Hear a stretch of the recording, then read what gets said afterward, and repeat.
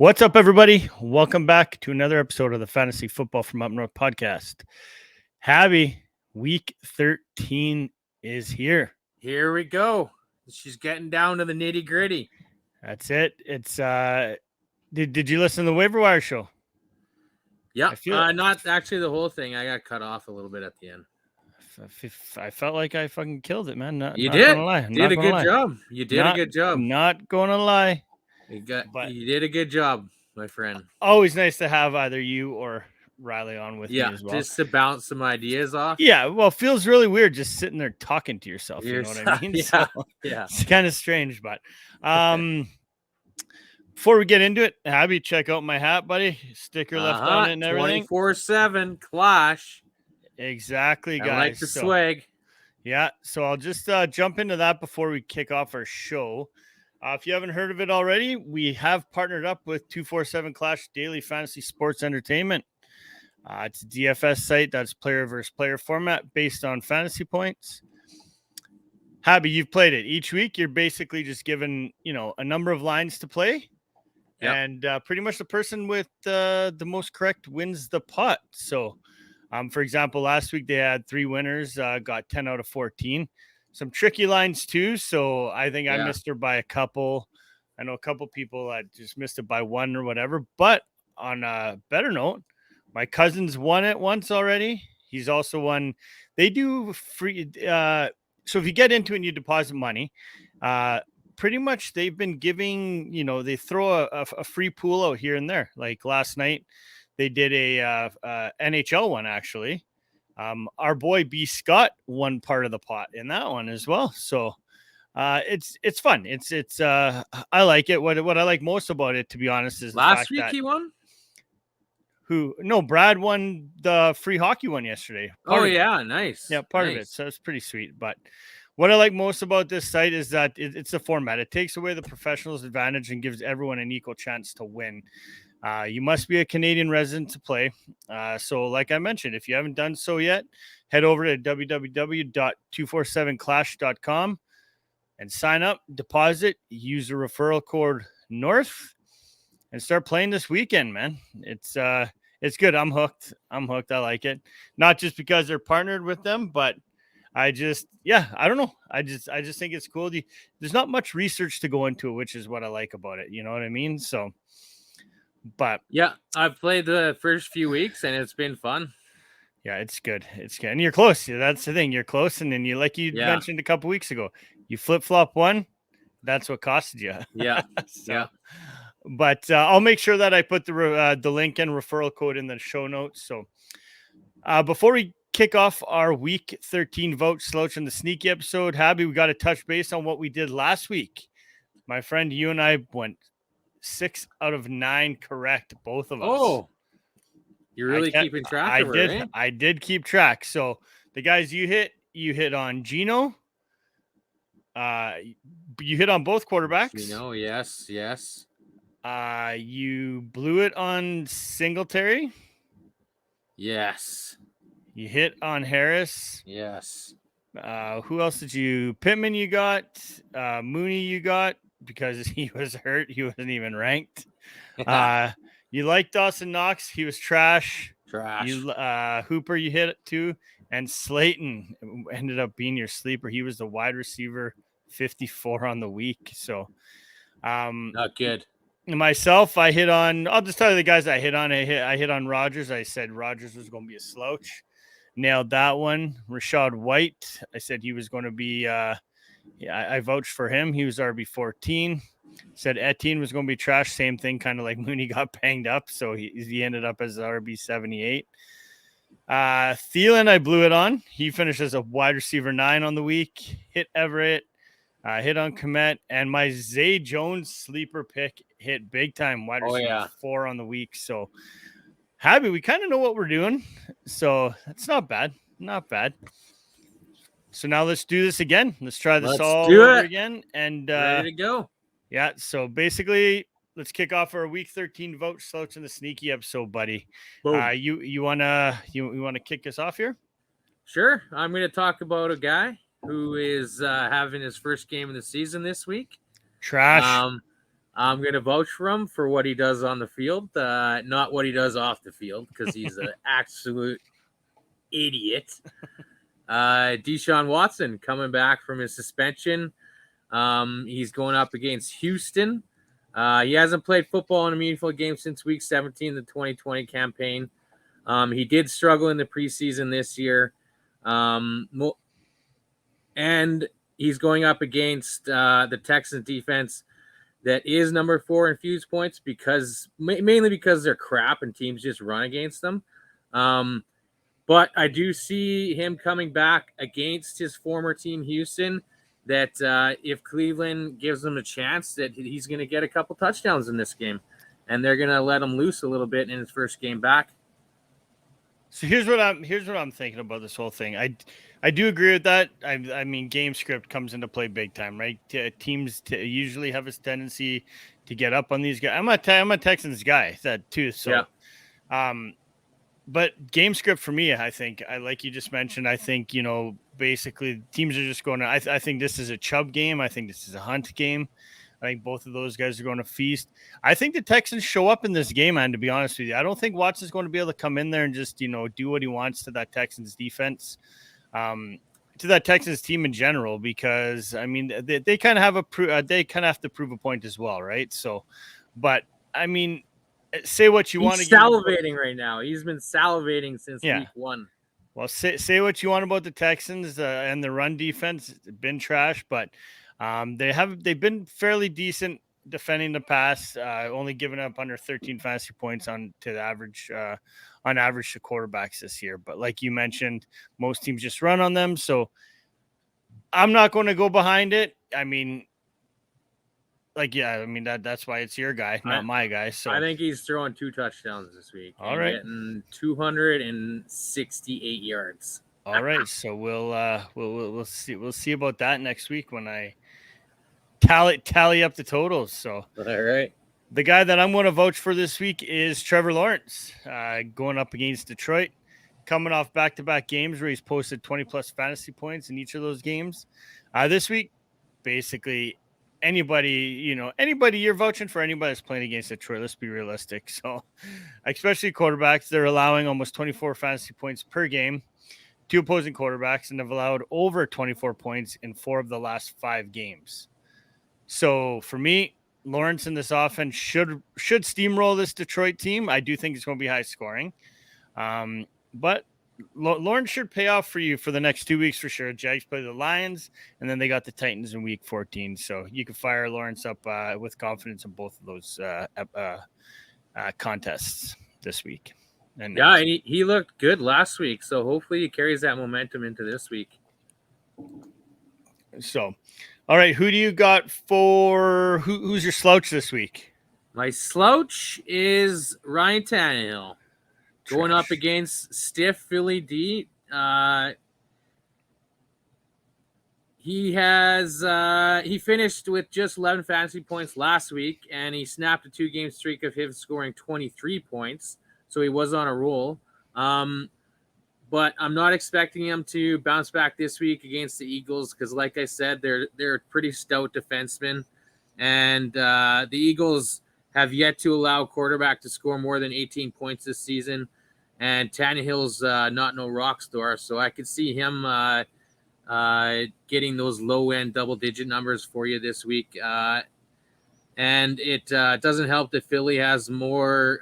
They have 15 interceptions and this year, and Tannehill only has 12 passing touchdowns. So it's, maybe in a super flex with 2 quarterback leagues, but I would try and sit him on and find somebody else. Yeah, I would agree with that as well. As far as this game goes, I think you're just going to see a huge workload for Derrick Henry in this game. However, the last few weeks, we're going to touch on it after as well, because you also got a receiver in this game as well that you're not vouching for. But however, this Phillies defense has struggled in recent weeks. Their corners have struggled against covering receivers. So I do feel as though Philly's going to jump out to a lead, which is going to force Tannehill to throw the ball. Not saying Tannehill is going to be any good, but based on I do think he'll throw a couple interceptions though for sure. Oh yeah. So I'll just leave it kind of at that until we touch on the guy that I'm talking about here. Okay. But yeah, no, I agree with you. I'm not touching Tannehill this week. Yeah, like you, unless it's a super flex, like you mentioned. The guy that is my slouch this week at quarterback is going to be Tom the Bum Brady against the Saints. Brady he doesn't look great, but he's also struggled against the Bucks the last few years. Struggled against the Saints the last few years since he's been a Buck, and now they've lost stud O lineman Tristan Wirfs to injury. So he has had some good games against the Saints. However, in the last 5 regular season games, he's since joining the Bucks, Brady's only averaged under 13 fantasy points per game to the Saints defense. To me, the Saints defense, comes to play when they play against Tom Brady. I mean, who doesn't want to beat Tom Brady? You know what I mean? So I think I personally think that Brady is on the decline. I'm not a big fan of him right now. I have him on no fantasy teams, and I'm not sad about that. So, and I personally think that the pressure by the Saints front four is going to cause Brady issues, and Brady's going to turn the ball over a few times this game. So, I'm not feeling too confident starting him. I'm going to try to stream somebody instead, like another guy that we'll be talking about later on. I mean, he is coming off his 2 straight games with 20 fantasy points, but like you said, New Orleans knows how to get to him, and as soon as they get pressure on him, we all know that Brady just folds like a cheap tent. Exactly, can't get out of the pocket. So let's jump over to our running back vouch for. I'm gonna start this one off, Abby. Oh, okay, fine. Go here. I'm gonna vouch for my boy Dameon Pierce against the Browns. Clearly, he's cooled down in recent weeks after starting off pretty hot there for a while. There's talk about him being, the rookie of the year, but over the last 2 weeks, he's combined for just over 8 fantasy points. So, for a guy like me who owns him in many leagues, and fired him up probably everywhere. I did every week, and it cost me a couple weeks now, but I'm proud to say I'm jumping back on the Pierce train this week. It's a great opportunity for him to bounce back. The Browns team is terrible at stopping the run. Yeah, that's why I think this game in general is going to be a lot of run plays in this game. They rank 31st against run defense and are allowing an average of almost 24 points, fantasy points per game to opposing running backs. And not to mention, they've also given up over 13 rushing touchdowns. So, you know what, Pierce, come to daddy, buddy. Let's go. You're hoping. You're hoping. I need him this week. All right, my fire up, my vouch for this week is going to be David Montgomery. Chicago going up against Green Bay this week. Montgomery played 68% of the snaps with 14 carries and 4 targets, finishing with 113 yards in week 12. He finished with 14.3 fantasy points, which was good enough for RB21. That was without Fields, and so he got more of the workload, especially in the running game, because he didn't have Fields there snaking those yards. And it's not necessarily a bad thing for him if Fields does play this week. It forces the defense to pay attention to someone else, at least, because there's no one really else out there right now with all the injuries that they got in their offense. And the Packers, and they've been ran all over this season. They've allowed 31.4 fantasy points per game to RBs in the last month. The third most in that span, and look for I'm guessing the Bears are going to try and exploit that, obviously, with Montgomery. Yeah, I mean, for me, that's an easy vouch, simply because he is the only guy. Packers have struggled against running backs the last few games, and he's averaging almost 18 fantasy points the last 2 weeks. So yeah, I have no I'm not getting away with him, even if Khalil Herbert does come back at some point, which I think he's supposed to be back week 15. But even then, that's right in the middle of fantasy playoffs. I still think you're firing up.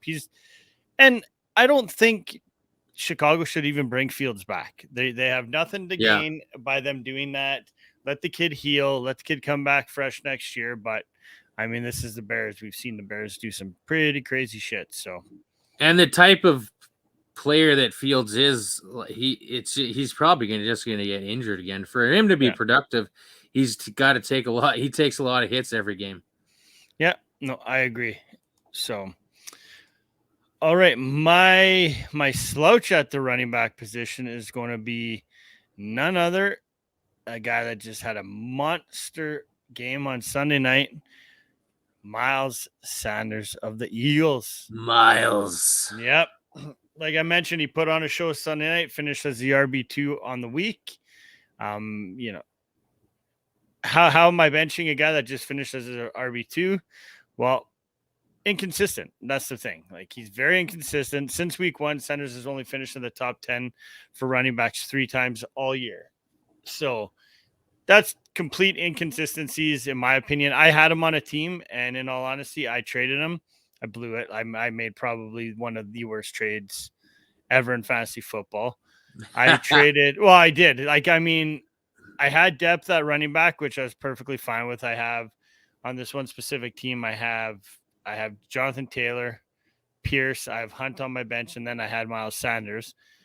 Wide receivers I was struggling with, so I ended up trading straight up. Actually, I traded Sanders and Freiermuth only because I had to draw. I was going to end up dropping Freiermuth for Deebo Samuel, and that's going to probably cost me from winning this league, actually. But anyways, just he was inconsistent all year. So basically, I was flexing him out every week. It's tough for me to think that he could be trusted against the Titans this week, who are the 6th toughest defense against running backs. They've only allowed average of just under 14 fantasy points to opposing running backs all year. So tell me, I know people are going to chase those points from last week. They're going to see that, that big number that he did put up, the RB2 status and everything like that. But I'm going to shy away from him this week. It's a little bit of a bold statement. Hey? Yep. All right. My slouch is not as bold, but still bold because he started off the season hot. Devin Singletary from the Buffalo Bills. You know what? Let me stop you for a sec. You talk about this clown every single week. Do you realize that? No, I don't. Dude, the last 3 weeks, you've talked about him. He was your vouch last week. Yep. It's okay, You're right. Now I'm slouching him. All right. What about Pierce? You're talking about Pierce all the time. No, never. Yeah, you do. Nope. All the freaking time. Twice. I talked about him twice. Take it easy, all right? All right. Talk about your boyfriend Singletary. He's in a lot of people's lineups, all right? So I'm just navigating the waters with Devin Singletary, all right? All right. Well, okay, he was a flop last week in a great matchup, and I vouched for him, all right? So now I'm angry with him, and now he's slouching. He's been getting more carries as of late. He has scored single-digit fantasy points in 3 of his last 5 games, and Cook and Hines are snaking carries from him. And he's not being really used in the passing game. He has just 2 targets or fewer in 3 straight games. And his matchup this week against New England is a tough one.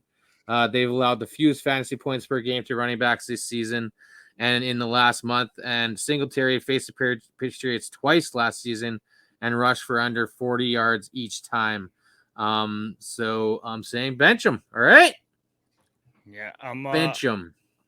I'm all over that too. I agree with you. Like you mentioned, Patriots are elite when it comes to defending against running backs. So, he's probably going to go off this week now. But don't worry. Habby will bring him back to vouch for him next week. Yeah. It's all good, people. Don't worry. Depending on what he does. I gotta tell your wife to maybe get you a Singletary jersey for Christmas, Abby. I didn't talk about him the week prior, buddy. All right. I just, all right, on to the wide receiver position here. I'm going to vouch for a guy that you vouched for a couple weeks ago, the one, the only Christian Watson of the Packers. Oh, you always talk about Watson. No, I've never. Jesus. Anybody I have on these lists, Every single show. very Every single rarely. show. Yeah, very rarely do I have a guy on here twice. You told me to bench him last week. I did, and You that's sewered what me. I mean. You and sewered me. And now I told you there'd be consequences, and it's me talking about Singletary again. And like I said, I wasn't buying Watson, not even after he scored, his 5th touchdown in 2 weeks in week 11. Yeah. I still shied away. I wasn't. There was zero chance I was jumping on this train.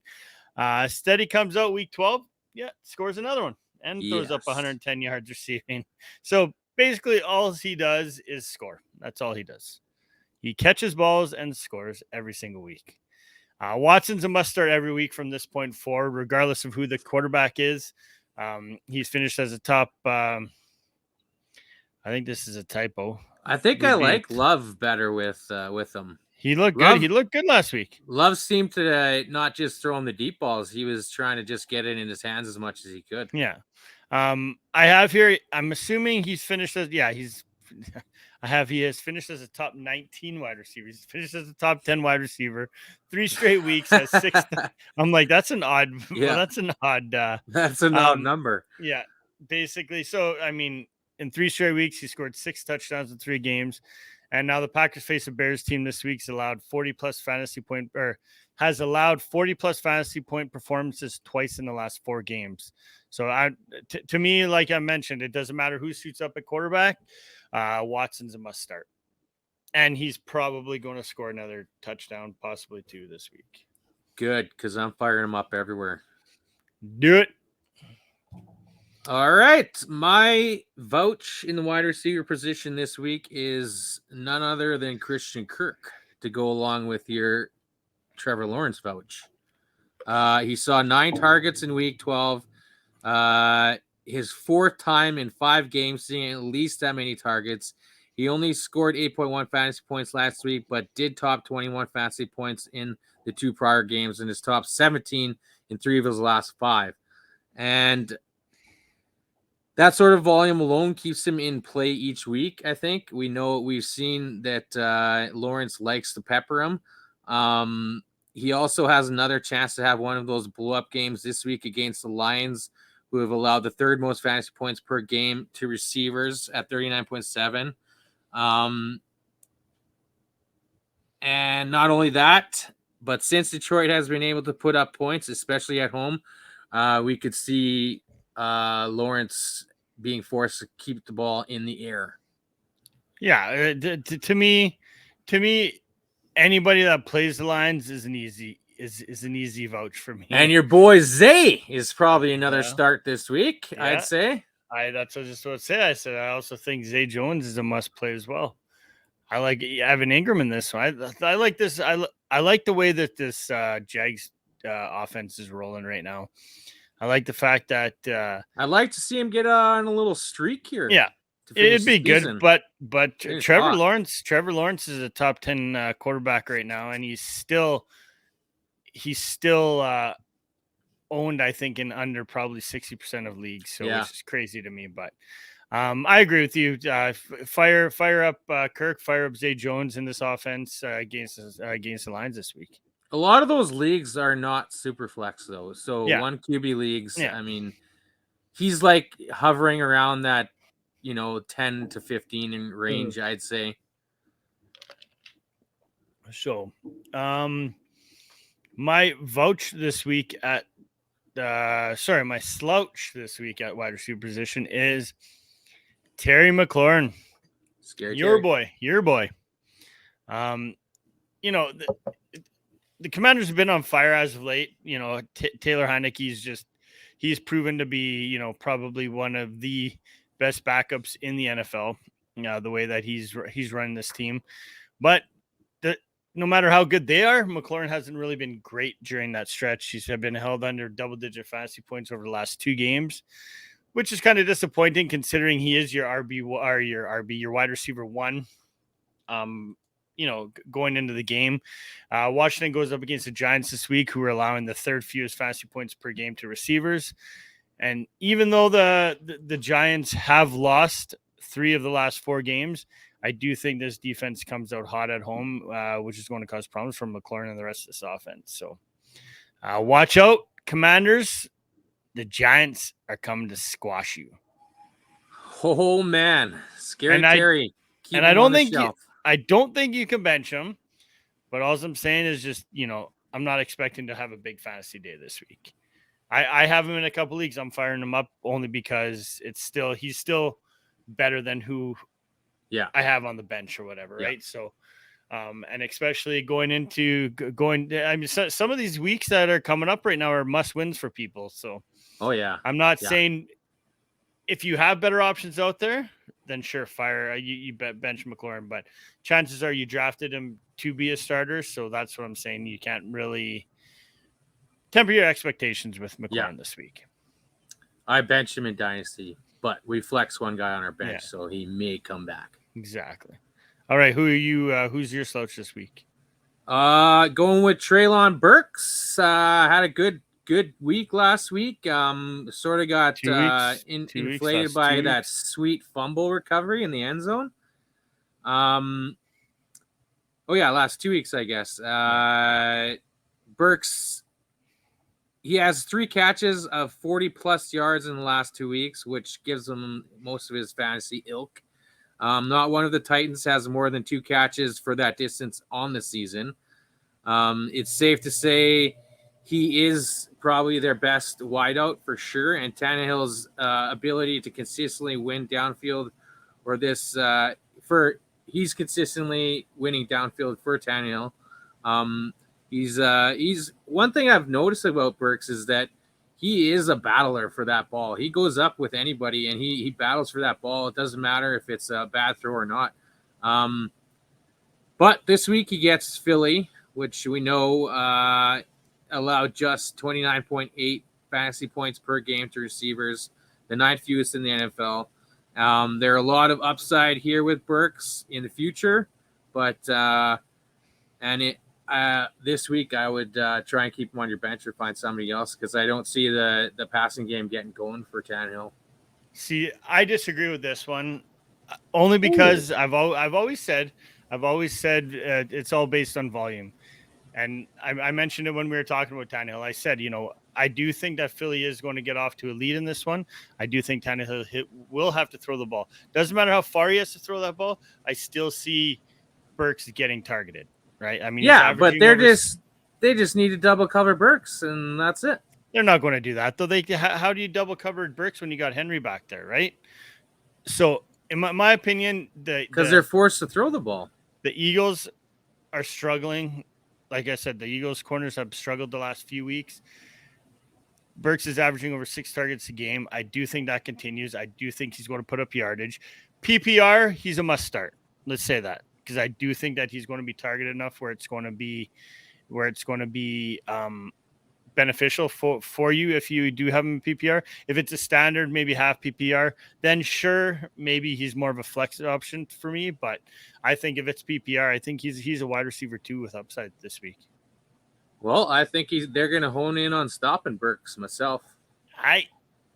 Hey, buddy, we don't have to agree on everything. Oh, I know. I get it. I get it. Tight end position. I'm vouching for this guy, which I'm guilty of having this guy on my list a couple times now. Actually, no. Pardon me. I am not guilty. I'm guilty of having him on my waiver wire show because nobody picks this stud up, man. Double J, Juwan Johnson, tight end of the Saints. I mean, he did completely flop last week. Let's be real. He didn't even have a catch. But, however, that was against the Niners, Abby. Prior to that, though, Johnson had 3 straight games with double-digit fantasy points. Finished as a top 10 fantasy tight end option in those 3 weeks. And this week, the Saints have the Bucs, who've struggled against tight ends lately. So most recently, just last week, the Bucs gave up more than 13 fantasy points to the shitty Browns tight ends. Njoku. And not What to do you mean? mention, Joku's awesome. I and not love to him. mention the 20 plus they gave up to the Ravens, and that was without Andrews for most. That's without Ravens having Andrews for most of the game. So I like Johnson this matchup. Should bounce back in a big way and make fantasy managers like me happy again. He'll make me happy too. Even though I already clinched in Flea Flicker. Did you? That's your first time you made playoffs, man. I'm proud of you. Good job. What? I make it all the time. I just lose in the first round. Who wins it all the time? Jerry, I think. Gerald Stack. This guy right here. This guy right here. I'm struggling. I just need to get up there. Only losers pump their own tires. My team is so good in that, and I lost again to Brad last week by like 2 points. That's tough. All right, who are you vouching deserve for? it. You deserve everything you're getting. I agree. I really give it to you guys every single year in this league. So yeah, your name in the pool is what? What is it? Well, it was 5-time champ, 4-time champ or something. Who are you vouching for at the tight end position? Vouching for Pat Freiermuth. Yes, disappointing in week 12, scoring fewer than 7 points against the Colts. I don't think I would shy away from him this week, though. Over the past 3 weeks, he does lead the Steelers with 25% share, target share. And so we know young Pickett likes him. And his 28% air yard share is second on the team. It's a strong number for a tight end. Plus, he gets a better matchup this week against Atlanta. The Falcons, they allowed an average of 13 fantasy points per game to tight ends, which ranks inside the top 10. So I'm pegging Freiermuth for a good game this week. Maybe yardage wise, but they don't. The Falcons don't allow too many touchdowns to the position, so I don't know. 13 fantasy points per game, bro. Stats don't lie. That's good numbers for a tight end. It's good numbers. I don't know. I'm not. I'm starting him. I'm not saying I'm not starting him, but I'm not counting on double-digit performance of this week for him. Really? I'm not. Sorry, Javi. What can I say? It's ridiculous. My vouch at the position now is going to be, or my slouch, sorry, Robert Tonyan of the pack. Tonyan could be dropped in all formats. Yeah. He's gone 6 straight games with fewer than 9 fantasy points and currently on a streak of less than 6 in 4 straight games. So those are not good. I mean, you can find a streamer that's going to give you better numbers. That's a pretty easy slouch there. It is. Definitely is. He hasn't seen more than 4 targets in 4 straight games. He's only finished as a tight end won twice this year. The Bears are next up for the pack, which has been very good against opposing tight ends. They're allowing the 4th fewest fantasy points per game. It's like around just over like 8.5 fantasy points per game, I believe. And the fact that this defense is great, and with Rodgers banged up, I'm not trusting Tonyan this week or ever again. Cut your hair, take a hike, go back to the grocery store wherever you were working before, bro. Is that where he was? Was that where he was? He's a grocery store? That's where a lot of NFL scouts do their scouting, is grocery stores. Some win Super Bowls. Yeah, and to get movies made out of them. Mm-hmm. Really bad movie. Bad movies, though. Real bad movies. Terrible movie. All right, who's your slouch for the week? My slouch is Otten. Yeah. Ever since Brait come back, he's been pushed along the side. He did play 53% of the snaps, which led the way for the Bucs tight ends.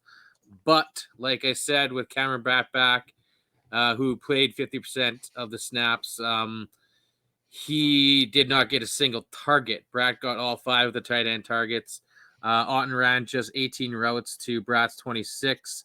So as long as Brat's there, Otten's a definite sit. Yeah, like you mentioned. And New Orleans has shut down the tight end position against everybody they play. Yeah, they've only given up.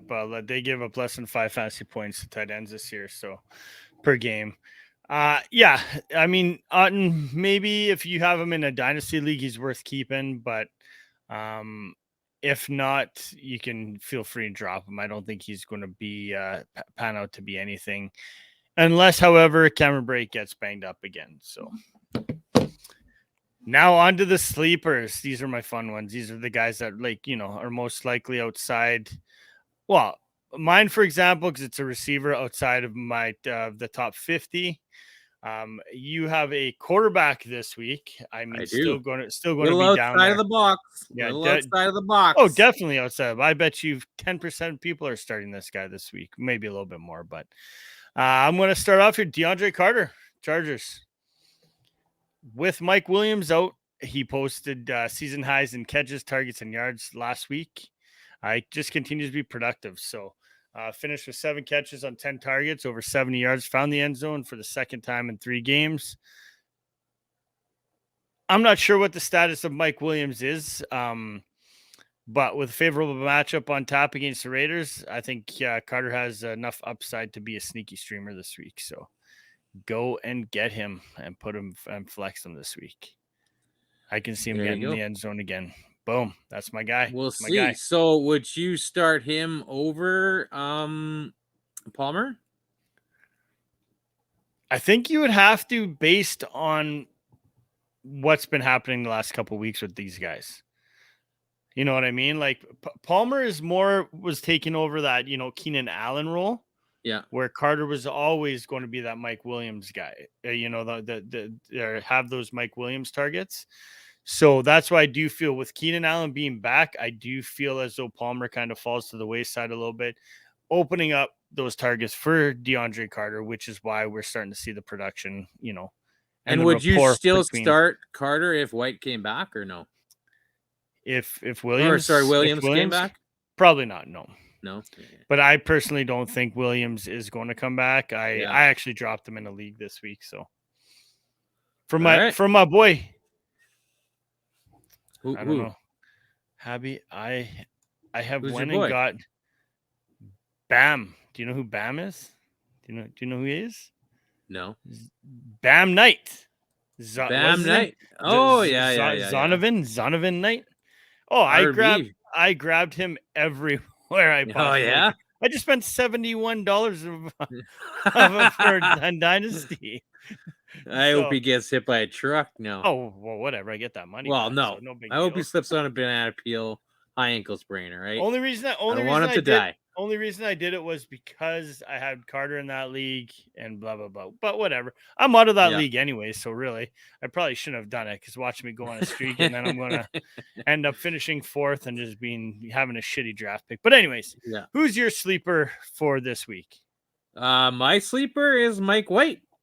Oh yeah, a guy that I would probably start ahead of Tannehill, my friend. Mm-hmm. Not against that. White started in week 8. Oh, last year he went sort of the same thing. He had his first game week 8 against Cincinnati and scored 32 fantasy points, and then he pooped the bed after that. Hopefully it doesn't happen again this week after scoring 30 fantasy points against Chicago last week. White now gets Minnesota on the road, and the Vikings allowed 3 quarterbacks in a row to score at least 21 fantasy points, including Mac Jones, who isn't the most prolific thrower. So White is a must-start option in a Superflex and 2 quarterback leagues, I believe. And you can book that and take it to the bank. Yeah, I have no issue with that pick whatsoever. Like you just said, the Vikings are giving up a ton of fantasy points, and with the weapons that Mike White has, I could see similar production what he did last week. Yeah. So and just destroyed the Bears. glares from Wilson on the sideline. Yeah, and he sits there sunk in his hoodie. So awesome. This is awesome. Okay, so we just finished off our week 13 episode, buddy. That was it. Yeah. You got any big plans for the weekend? Yeah, I'm going to some ugly sweater party. Oh yeah, it's back, Yeah. baby. It's I'm back. gonna wear my Houston Texans hoodie. Not going to lie, I won the trophy before COVID hit, so there's actually Yeah. a trophy in this one. So I'm just going to go boring. I'm going to be boring this year. I'm not going to do anything special. So Yeah, I right. gotta get. I'm not. You, I'm going up in my you closet. probably We have went like. to Value Village or ordered something No, I did online. not. No. I was. I I've just go to my dad's closet and his pick out little cedar his chest. shitty fucking sweaters from 1967. Don't talk about Brian like that. Don't talk about Brian Oh, like that. he's a great guy, but he did wear some bad sweaters back in the day. So, oh yeah, no, it should be a pretty good, pretty fun night as usual. So, last thing, mention one more time here. Got it on my hat. 247 Clash. Yeah. Promo code or referral code, I guess. North. Head over there, sign up, deposit some money, and start winning now. So, outside of that, Habby, pleasure as always, my friend. Good luck this week to everybody. And Yeah, buddy. until next week, peace. Peace.